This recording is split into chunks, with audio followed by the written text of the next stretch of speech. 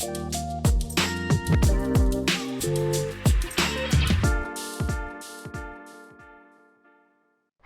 people. Welcome to another episode of Entrepreneur's Guide to Retirement Podcast. And I am your humble host, Halima. And today, guys, we're going to be delving deep into another part of the podcast where we're talking about investment and everything you need to know about investment. Well, welcome back again. If you've not watched any of our videos, or if you've not listened to any video on this podcast before, any episode of this podcast before, make sure that you do that now before you listen to this one. This podcast is brought to you by Oak Pensions, your number one PFA in Nigeria. If you're looking for a pension fund administrator and you've not found one yet, go and download the Oak Pensions app and become a part of the family. Anyways, guys, let us delve deep into the episode of today.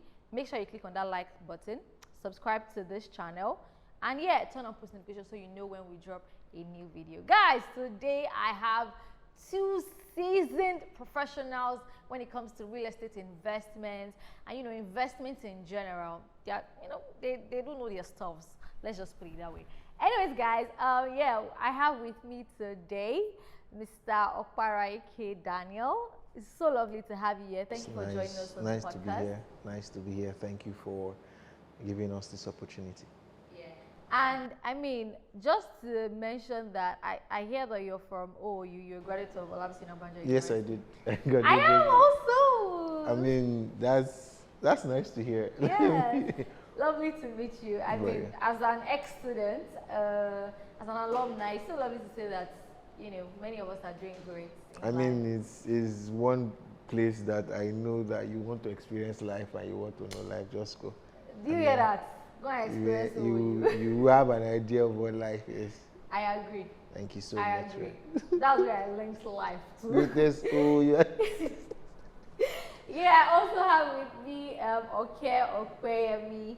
He's also a real estate investor and investment advisor. Yes, it's so lovely to have you here, Mr. Okweyemi. Thank you very much for having me here. I mean, it's an honor to be able to share the little and compass during the course of my career.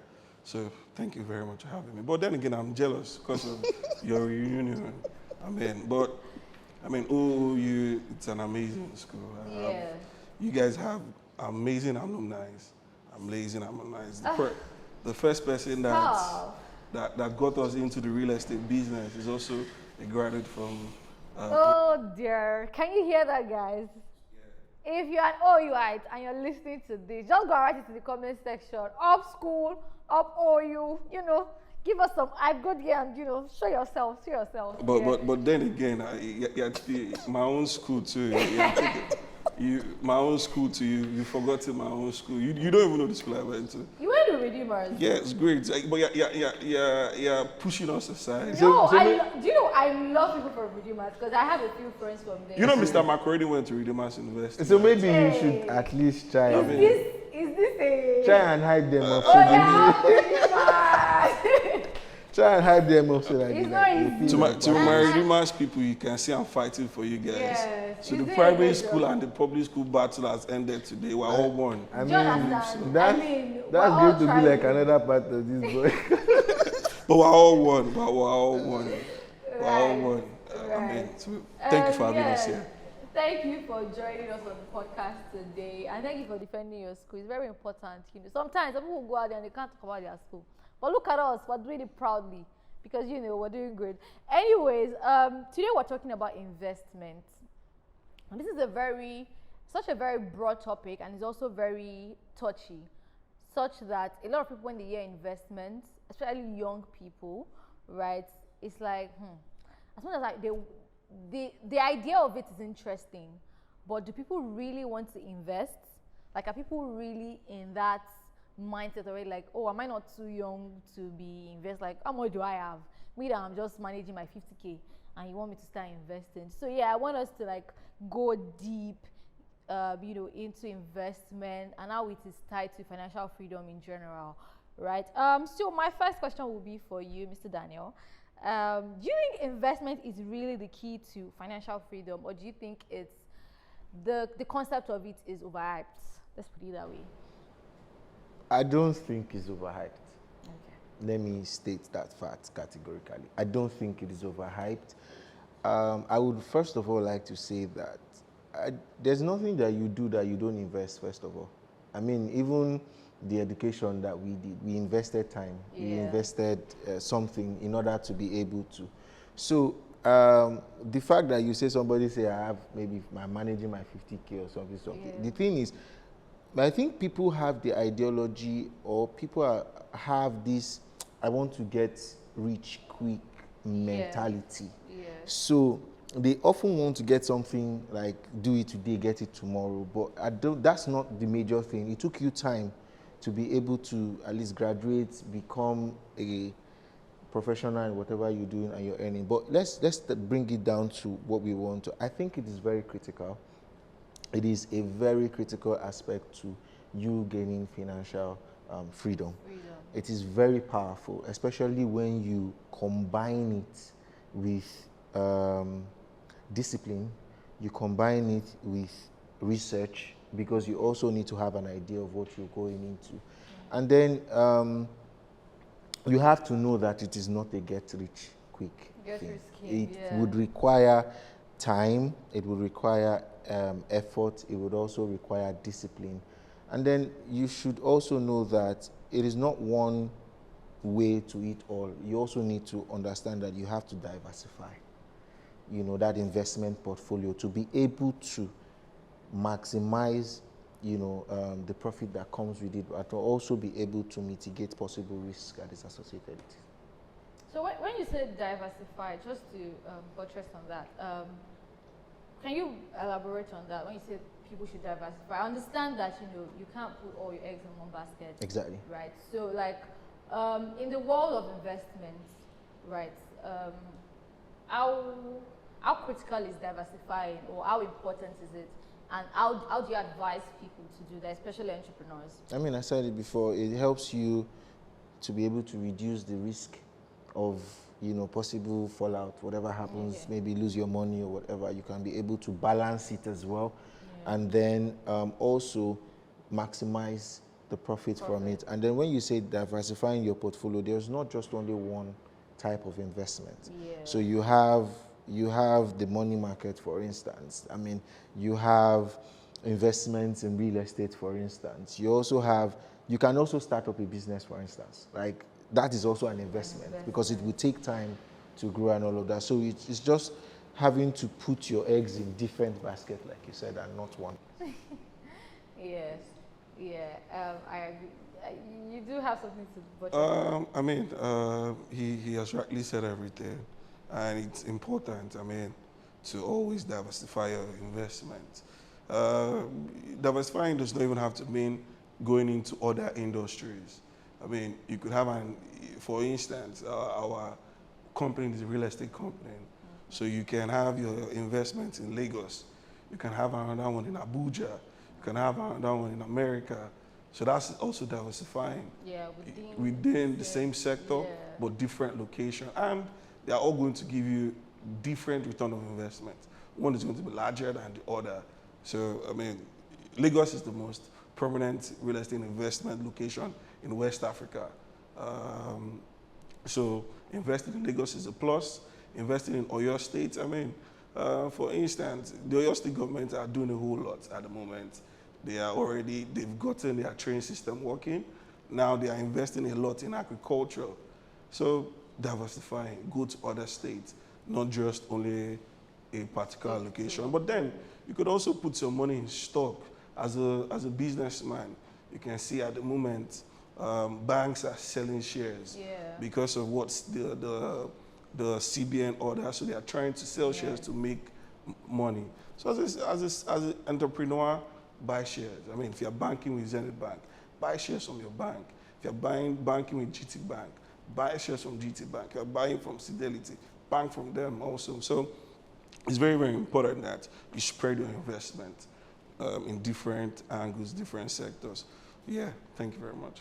All right. Do you think Nigerian millennials and Gen Zs are very focused on like trendy investments? So when you say trendy investment, like some people would invest in real estate, they just say, oh, just real estate. Some people would say, oh, it's crypto. Like, do you think there are angles that they are not looking at and they're just focusing on what's trending? Do you understand? That's a very good question. I mean, he said something. He said, and you also concord to it. He said, investing is not a get rich now scheme. Yeah. Most of what the investment they are trying to sell to us is getting rich now, which is one of the major problems why we fall into scams. Good investment takes time.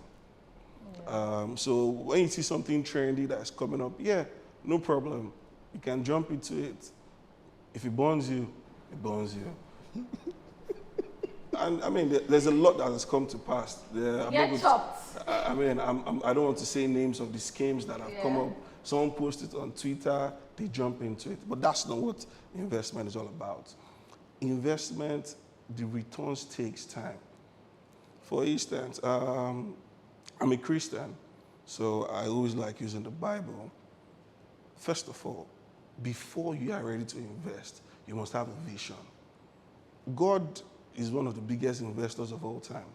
I mean, it took 7 days to create, is it 7 or 6? 6, they invested on the 7th, right? It took 6 days to create the world. He could have just said, and it happens all of a sudden. But what did he do? He took his time. And yes, the investment, has it paid off? It has paid off. That's why we're seated here. Yeah. How many years ago? Over 2,000 years ago. But look at we today. The investment paid off, regardless of whatever. So Baba God, the number one investor. Is the number one investor. I mean, so if you also read the Bible, 2 Corinthians chapter 9, verse 10. Preach, Pastor. God, Jesus said he is going to give seed to the sower. So investing is a very, very important principle that God gave us as children. We should go. He said, go and do what? Multiply the earth. So if we must do what? Invest and what? Reap. But then how can you invest? Before you invest, you must have a vision. That's the first thing. Having a vision will tell you whether you want your investment to be ripe in 5 years, you want your investment to be ripe in 10 years. But there are keys and principles you must follow before you jump into any investment. So jumping into trendy investment, come on, take time. Like you said, do your research, study, know the market you are invested into. If it's a market you have no knowledge of, please don't jump into it. Yeah. I need to back up. I mean, trendy investments are, I mean, they are cool. Let me use the word. They are cool, but it is not the only way. I think it is. I would say this thing like several times, but I mean, I'm allowed to. You just diversify. It's not only, for instance, real estate is like, like I can say, okay, it's a trendy investment now because, I mean, if you look at the sector, it is one of the very stable one, so to speak, post-COVID era and all of that. So a lot of investment is really going into real estate, even in Lagos and, every other part. But it's not the only thing that exists. I mean, you still have mutual funds, you still have bonds, you still have, crypto, you still have all of those other things. So I just to back up what he said, it is not a get rich quick way of thinking that anybody should apply to investment. It has to, you have to have a long-term plan for it. You just have to know that it would grow and it will mature and it would give you the sort of returns that you expect, but it is not immediate. It is long. It is going to be built up to that stage. So, I mean, like he rightly said, it takes time. It takes studying. It takes research. It takes knowledge as well. I mean, speak to people. If you're not, what's that word now? As knowledgeable. If you're not, if you don't have a good knowledge about it, it's best you speak to people that have good knowledge. You can even consult someone who is a professional in that field. That helps you. I mean, that's what I feel, basically. I just remember there was one of our episodes where somebody had mentioned about like um, sometimes we're talking about debt, right? Being in debt, right? And he had mentioned something about some people when you're doing business and you're in debt, and you take a loan to pay a debt, like you're owing someone, you now take a loan to now pay that debt, and then you take another loan to pay that particular another debt, like so it just keeps going back and back. Yeah, so I wanted to ask that, do you think that you have to be completely debt free before you can say, oh, I want to invest? You want to take that one, or should I take All it? right.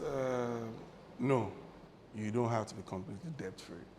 But before you invest, if you have debt, the first thing is know the level of your debt, then know your financial power, your financial capacity at that moment. For instance, there's mortgage. What is mortgage? The government is giving you funds to buy your property that you intend to live in. Are you paying back at the moment? No. The government will pay for you. Then you pay back to the government in 25, 30 years, depending on whatever the rate it is in the country you are buying from. So, debt is important. Even as business people, we incur debt. There was a report that came out some days ago, that Nigeria is currently the third country with the highest debt in the world. So, but also, another report says that in 2075, Nigeria is going to be one of the best economies.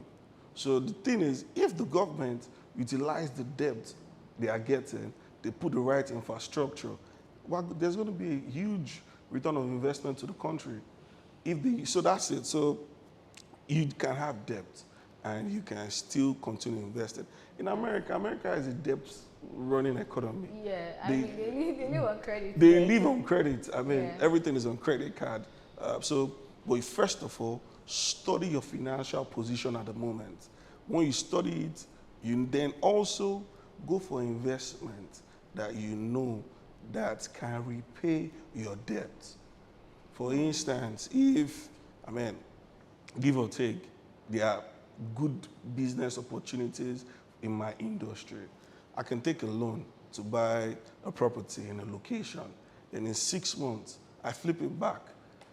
The interest that I'm using, that I'm going to pay back, is going to come out from the profits that that I got from my investment. And your capital is still there. Yeah. So, and you have profit again to go and do what? Buy another, or make another what? Investment. So just know your strength, your financial strength at the moment, then jump into. But like you said, research. Research. Don't just, now when you know you're in debt, you're not going to take a very, very risky investment. You're doing yourself a whole lot of harm. So know yourself, study. When you're in debt, you don't just make any decision. You just go and buy anything. Some people do. A lot of people borrowed money then to do MMM. It was... Dear Lord. It was their own turn to receive that they were bonds. I swear. Or even a lot of cryptos too. A lot of people bought some coins at the wrong time. They borrowed money to buy them without proper knowledge. And in some days, it crashed. And it affected a lot of families that are still suffering from such debt. Yeah. So it's important that you know whatever investment you're about to take. See, I'm not only here to talk about you must invest in real estate. Not that. It doesn't have to be narrowed down to real estate. Yeah, just to back up what he said, it's just simple. See, I think it's based on the level of the debt, the level of the basic that you owe, right? And like you said, your financial power, situation, capability at that moment. See, if you have a high rate or high risk, or how do I put it now? High interest. Okay. I don't think it is wise to now say you are getting a loan or you are trying to invest, because look at it, it's high interest. So what is the potential interest or potential returns that you get from whatever investment you're about to make? It might just end up not being able to, Pay off. to pay off whatever Debt. it is. But I mean, a low interest debt as well, you can, depending on how stable your income is as well, you can balance it. Do you get? So it's just okay, my income is very stable. You can now do your mathematics. Okay, I commode this one, I pay for this, and I have this to sustain myself and all of that. So you don't overextend yourself at the end of the day. That's to back up what he said. But I mean, then lastly, everybody's a debtor. We're all owing. If our mighty country is owing, No, I'm not a debtor. Are you serious? well, Are you- we're I'm not a debtor. we're all in one way or the other. If you're an entrepreneur, Yeah, you must true. understand That's what my that. daddy always says. Say, Nigeria said they owe money. Yes. So who am I? So who are we? So I mean, but then again, they say in business, you must use other people's money to do what? To make money. So that's why. What are the banks doing? Banks are giving you loans to aid your business. So one way or the other, we're all owing.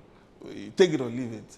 Even if you're not going to owe want to be physical cash, We are recycling money. but you are doing I what? don't want to be associated with When that. you don't have credit, don't you borrow airtime from I MTN am pleading the fifth. or I'm Glo? not- You will say Don't anything. forget I'm that. So Nigerian banking system sometimes will be very, very funny. You may not be able to recharge at the moment, True. and you cannot walk outside. But what do you have to quickly do? You Quickly have to instantly borrow just borrow. from them, and you do what? You go. So that's it. One way or the other, we're in all So debt. basically, we are only basis. If you deny anything, are you not owing God? I mean, no. Thank you very much. Wow. We're all indebted to God. That's no, don't do that. But he's right. We're all indebted to God. Are you not indebted to God? I will not speak on that. Because of God, you are seated here now. Yes, So, and he's our father. So we're all debtors.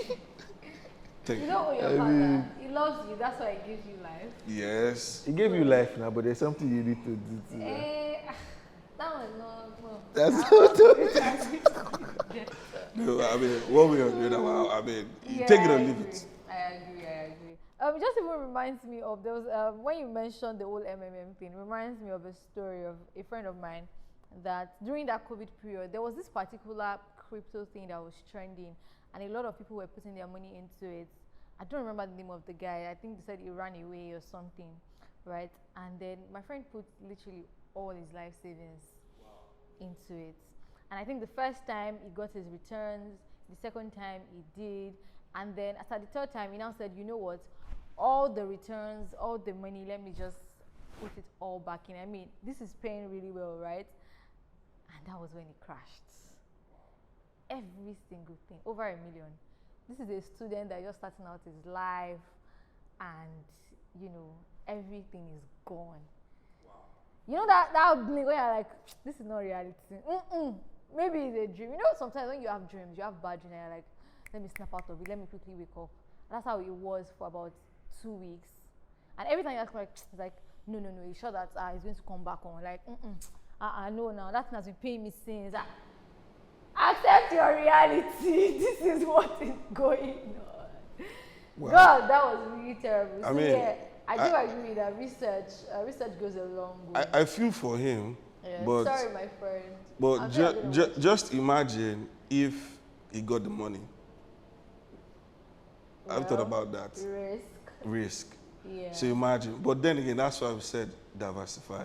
True. Don't put all your eggs in one basket. Literally what he did. All his eggs was there. One basket. But it might have been, he could have gotten lucky, who knows? And if you got lucky, you'll probably be one of the top guys now if he made his money. Because if he made that money while he was a student, that means the energy that will put into That's right. will have been more. Then maybe you'll have also raised a lot of other people too. So, People like you. Most likely. because you'll have eaten out of the money. Oh dear, yes. And you'll have been also By the grace been of God. motivated to want to also do To what? want to do more and bring more Invest. people. Yeah. I know. True. So I that's that. agree. So to you, my final question: do you think young people should prioritize investing over saving, or do you think it should be like a balanced equation? They should just do both simultaneously. Your friend is a perfect example. He did not save. He got his hand burnt. True. There's risk attached to it, like he rightly said. Your friend is part of it. So is two of them are brother and sister. Yeah. They have to be. Have But I think that it is very important that you save and then you also invest. One would help you with the short-term need in case of emergency, Sure. whatever things arise, unforeseen circumstances. Savings can help you. But the investment is always going to give you returns, and then it is not in the immediate, like we always say. It is more of a long-term wealth growing, whatever it is that you want to do. So yes, I believe that it should be done. Yes, so it balances you. The savings But helps which you. one do you think should be more though? Your investment or your savings? Because I feel like savings are very, like, it's just you're not getting anything out of your savings most times. Savings is short term. Yeah. Investing is long term. Yeah. Our company, Folks Property, one of the reason why in existence is we want to add value creation, value to who our customers, value to our partners, value to the country, also Nigeria and Africa. So what did we do? We chose a particular class of people. Who are this class of people? The young people. Why? If you look at every successful man, a number of them started investing when? At a young age. Some of them probably not invest financially, but they invested time in their craft. Yeah. And it took a while for those crafts to pay off. Elon Musk did not just become Elon Musk today. Yeah. Bill Gates did not become Bill Gates today. They started doing this at their young age. So for young people, what are we saying?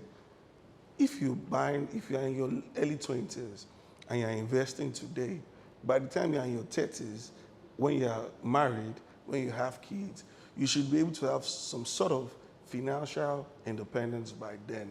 Your investment now should be paying off by then. But you can't have all those. You can't have the courage to want to invest if you don't have vision. I was reading a book today, Think Like a Billionaire, by Scott Anderson. He said something. He said that when he was young, he wanted to buy a game. The game was going to cost him $30. He went to meet his father. Daddy, give me $30. And the father said no, that he should go and save and make money. Guess what happened? He got the $30 from himself. How did he do that? He already had a vision. The vision was the game. What did he have to do? He sat down. He went to think, okay, if I want to buy this game that is coming out in 2 weeks, what do I have to do? He looked at every means he was making money. Then what did he do? He cut some of his expenses. He said he likes food.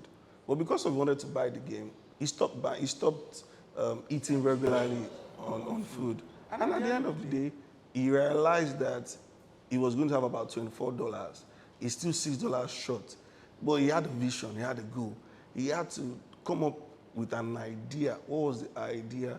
Doing extra work at home, house chores.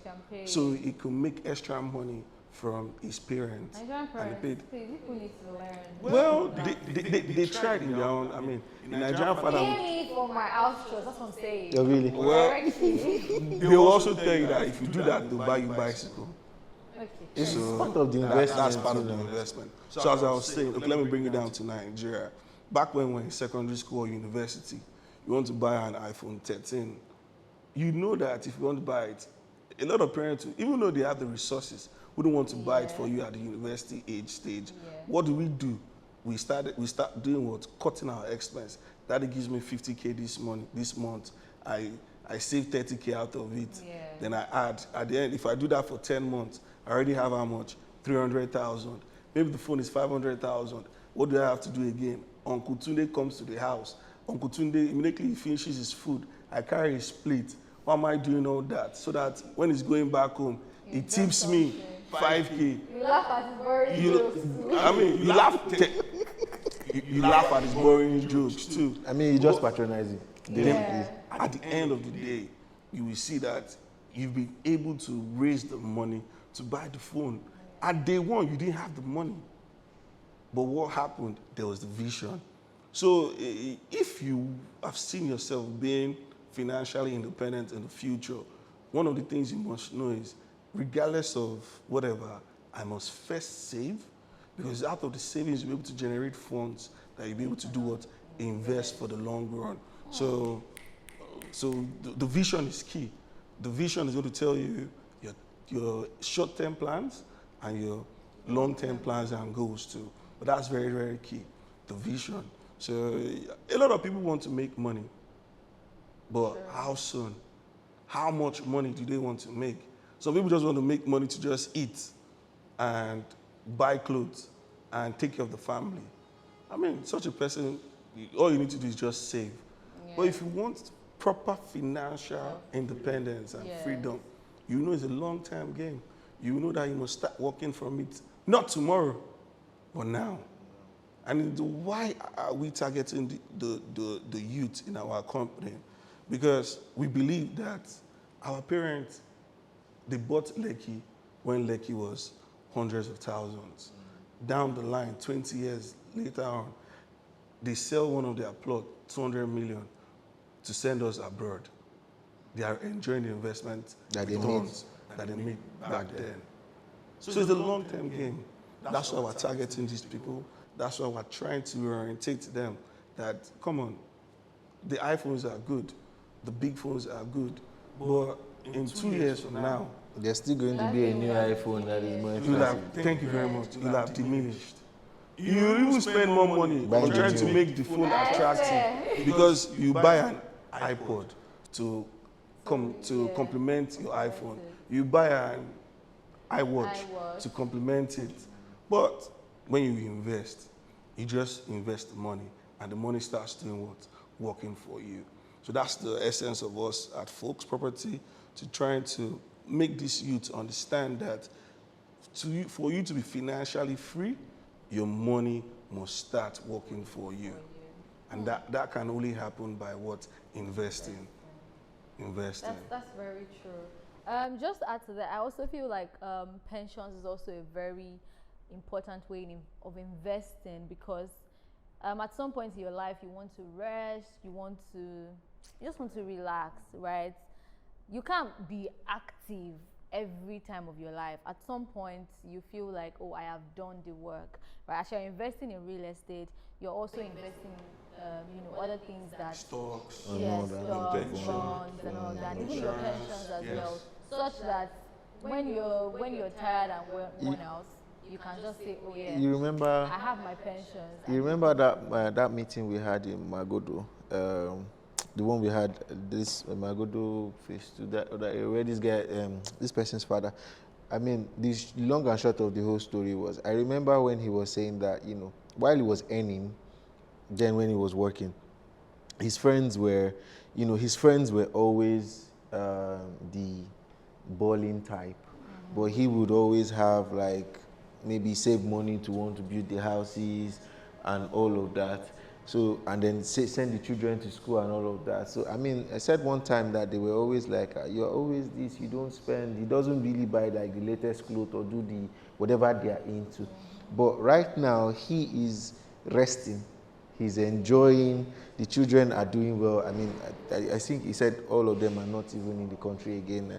The children are doing well. They're even helping them. They can travel, have vacations and all of that. That's an investment he made, with the vision like he spoke about. And then the discipline to do it. It's not easy. I mean, when you see your friend, you want to also do, but it takes discipline to also keep yourself in check doing those things. And at the end of the day, he's resting now.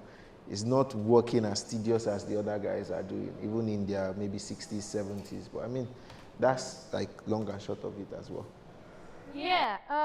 So we have come to the end of today's podcast, and just to leave you with something, let your money work for you, guys. Let your money work for you. Make sure you're investing. Invest in yourself, invest in properties, invest in bonds, in your pensions, everything you feel like would help you feel secure at some point in your life. Make sure that you're investing in it now. Let your money work for you. Don't spend everything now.